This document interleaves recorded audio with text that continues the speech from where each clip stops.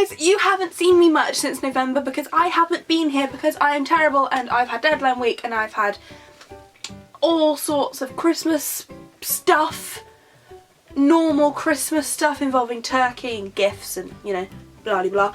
And then I have had family stuff, and today on the 29th I am finally going to sit down and do my book New Year's resolutions for next year. I think this year, I believe this year, according to my Goodreads, I have read 62 or 72 books, I can't remember which, but I've read a lot more than my original goal of 50 was, which was great, and I was really stoked about that because I've been so busy with school that I genuinely didn't think I was going to read as much as I did, and a lot of those books I read over the summer period.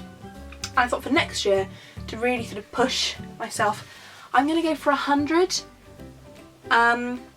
I realise a lot actually of next year, you know, 3-4 months of it I'll be in my 3rd year, and I can feel all the people who are in school going, shit, no.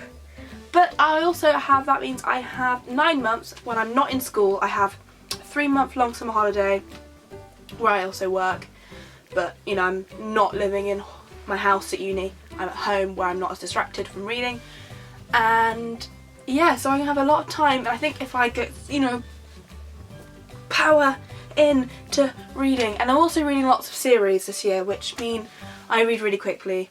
For example, I'm going to do a video soon about the books I'm really looking forward to coming out in 2015, and that's all. And that's going to massively affect my reading for the next year, I believe. I may be horribly wrong. I might just read 2 books or something. But this in here is my book New Year's resolutions, and I will rattle them off for you now. Number 1, a book with 500 plus pages. So I'm thinking I might finish Anna Karenina for that one. Number 2, a forgotten classic. No idea. 3, a book that became a movie. Number 4, published this year, so 2015. Pfft, so many. Number 5, a book with a number in the title. Number 6, a book written by someone under the age of 30. Number 7, a book with non-human characters. Oh. Number 8, a funny book.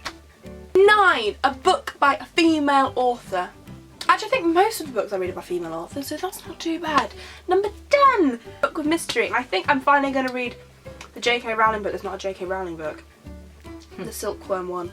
Not the Silkworm one. Cuckoo's Calling, whatever it's called. Haven't read that yet. Looks really good. Very excited. Number 11, a book with a 1-word title. Number 12, the first book by your favourite author.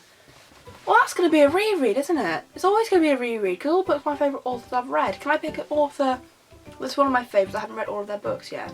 Is that allowed? Rather than rereading a book by John Green or Jill Mansell or something. Because that's just pointless when I'm trying to read 100 books. God! Number 13, a book your friend loves.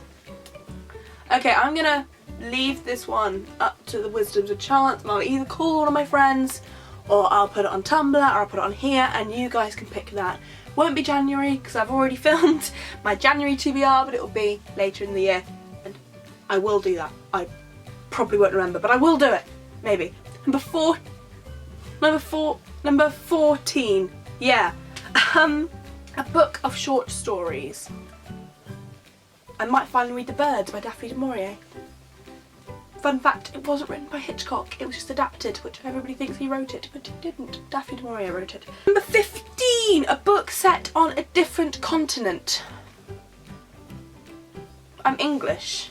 Most books I read are set in America. Number 16, a book of non-fiction.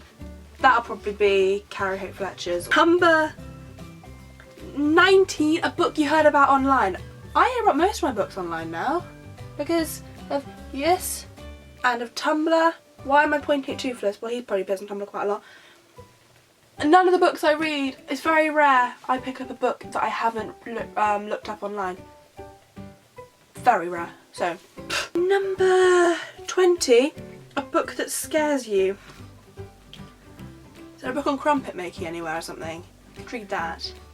Fun fact about Grace, I'm scared of crumpets. 19? No, that's not a 19 number. 19 selling book. Ooh, Ooh. Ooh. 20, a book based on a true story.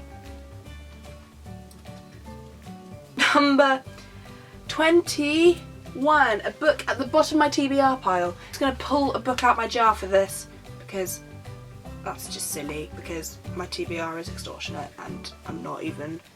I might make that one of my New Year's resolutions actually. Let's have a book clear out. Maybe not. Number 22, a book more than 10 years old. 23, a second book in a series. Ooh. That's probably Pretty Little Lies, because actually I've watched the series. That's probably going to be Pretty Little Lies, because I started watching the series and I really loved it, and now I'm going to read the books. I read the first book just before Christmas, and now I am on to the second book, obviously. 24 cover. It's not Tifios. I'll have to have a look at my local bookshop. But that is 24 of like challenges, and I'm going to try and do a couple each month, probably 2 each month, because it's 12 days, 12 months in a year. And if I'm reading 100 books, that means I've got to read about 10, just under 10 books a month. In theory, according to my calculator, if I want to read 100 books in a year, I've got to read 8.3 books per month, which means most of those are going to be read over the summer, because over the summer I did read 50 books.